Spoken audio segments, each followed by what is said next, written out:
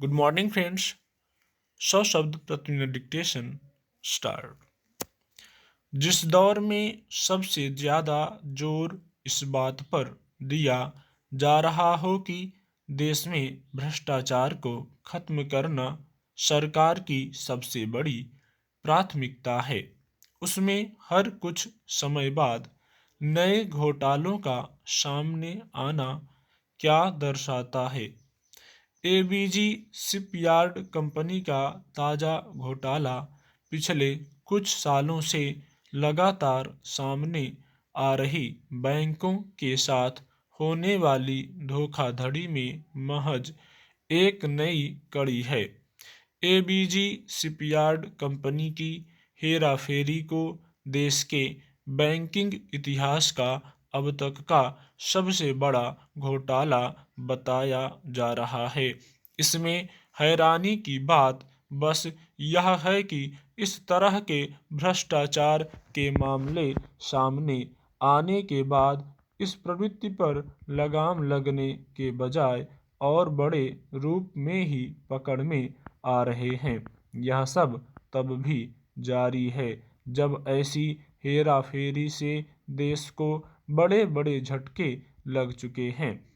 सवाल है कि भ्रष्टाचार को दूर करने को अपनी सबसे अहम प्राथमिकता घोषित करने वाली सरकार और समूचे तंत्र की सीमा आखिर क्या है कि घोटालों का एक सिलसिला कायम है और एक के बाद एक व्यापक भ्रष्टाचार के मामले देश के सामने नई चुनौतियां खड़ी कर रहे हैं।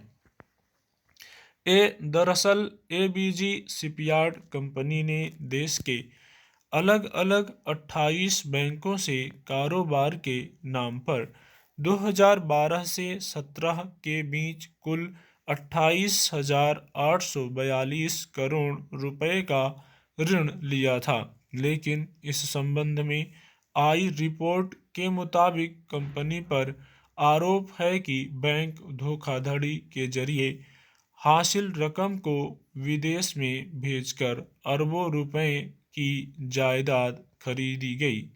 कंपनी ने गैरकानूनी गतिविधियों के जरिए बैंक से कर्ज में हेर फेर किया और रकम ठिकाने लगा दी। जाहिर है यह सब कोई अचानक या 2-4 दिनों में नहीं हुआ होगा, बल्कि हालत यह है कि 2016 में ही बैंकों का भारी भरकम ऋण एनपीए भी घोषित हो गया था।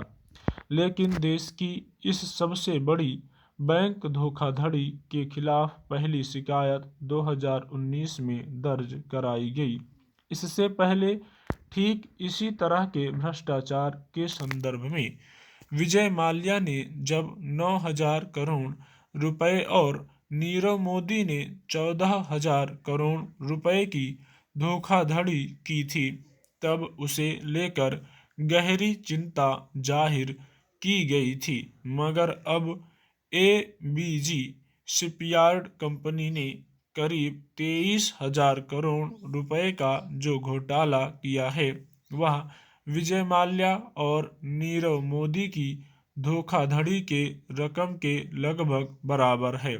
समय पर इन्हें पकड़ पाने में सरकारी एजेंसियों की नाकामी के बाद आज विजय माल्या और नीरव मोदी को भगोड़ा घोषित किया जा चुका है।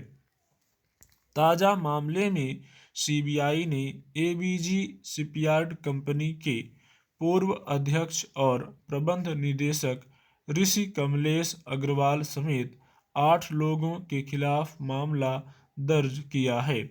लेकिन खबरों के मुताबिक ऋषि अग्रवाल पहले ही देश छोड़कर भाग चुका है और फिलहाल सिंगापुर में रह रहा है। यह स्थिति बताती है कि हमारे देश में आर्थिक गतिविधियों में हेराफेरी और गबन पर नज़र रखने वाले महकमे और दूसरी एजेंसियां किस कदर तब तक अपनी आंखें मूंदे रखती हैं जब तक कि कोई मामला किसी तरह सतह पर न आ जाए।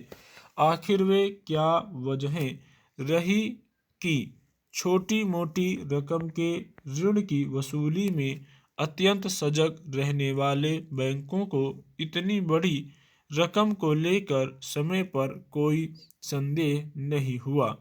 किन परिस्थितियों में इतनी बड़ी रकम का घोटाला करने वाले कई सालों तक धोखाधड़ी का खेल करते रहे और समय रहते बचने के लिए विदेश भी भाग गए और संबंधित महकमों और जांच एजेंसियों को पता नहीं चला।